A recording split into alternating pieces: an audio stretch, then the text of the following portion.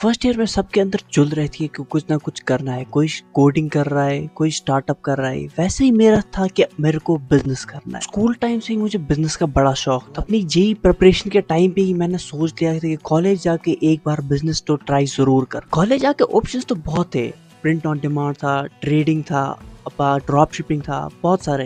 During my JEE preparation मुझे 3D printing का concept पता चला और ये कॉन्सेप्ट मुझे सुनते ही बहुत ही फैसिनेटिंग सा लगा। तो जैसे ही मेरा जेई खत्म होता है तो मैं ऑटोकैड सीखना यूट्यूब से स्टार्ट कर देता हूँ। धीरे धीरे मैं ऑटोकैड थोड़ा थोड़ा सीखने लगता हूँ। बहुत सारे ट्रायल्स और एरर्स के बाद और 1.5-2 महीने के बाद मैं बेसिक सा ऑटोकैड चलाना सीख जाता हूँ। अब 3D प्रिंटिंग थोड़ी सी सीख ही ली है तो क्यों ना 3D प्रिंटिंग में ही एक बिजनेस बनाया जाए। और 3D प्रिंटिंग चूज करने का एक और ऑप्शन था, एक हॉस्टल में जहाँ मैं और 5 बंदों के साथ रहता हूँ। वहाँ पे मुझे कुछ ऐसी चीज़ चाहिए थी जिसका ना कोई स्टॉक रखना पड़े, जिसकी ना कोई एक्सपायरी डेट हो और जो बहुत जगह ना घेरे। तो 3D प्रिंटिंग से ज़्यादा बेटर ऑप्शन मुझे इसमें से कोई लगा नहीं। और जो होगा देखा जाएगा बोल के मैंने अपनी आधे से ज़्यादा सेविंग्स एक 3D प्रिंटर को खरीदने में लगा दी। अभी 3D प्रिंटर ऑर्डर करने के बाद मैं एक्साइटेड तो बहुत था, लेकिन डर भी बहुत लग रहा था। क्या पता प्रिंटर खराब निकले, क्या मुझे प्रिंटर को बेसिक ठीक करना आएगा, क्या मुझे प्रिंटिंग सच में आएगी। और फिर कुछ दिन के इंतजार के बाद हमारा प्रिंटर हमारे पास पहुंच जाता है। तो पहले तो प्रिंटर को सेटअप करने में हमें 2 से 3 घंटे लग जाते हैं।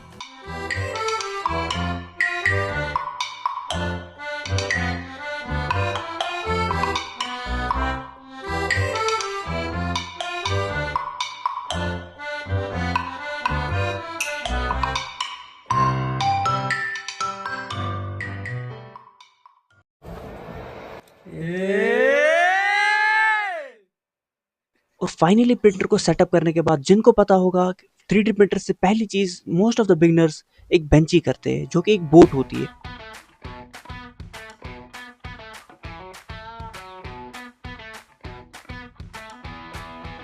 इनिशियली मैंने इंटरनेट से डिजाइन डाउनलोड करके उनको प्रिंट करना शुरू किया। अब इन प्रिंट्स को भेजने के लिए मेरे पास 2 प्लेटफॉर्म्स थे। यहाँ तो मेरे पास था एक इंस्टाग्राम, यहाँ तो था हमारा मीशो।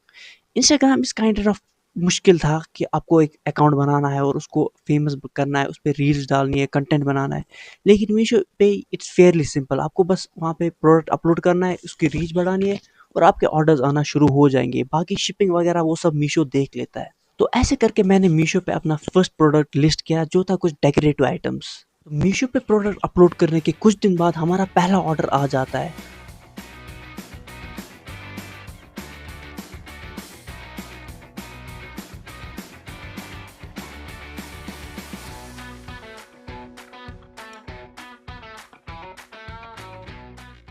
तो लिटरली यूट्यूब से सब कुछ सीख के मैं ये ऑर्डर पैक करके शिप कर देता हूँ।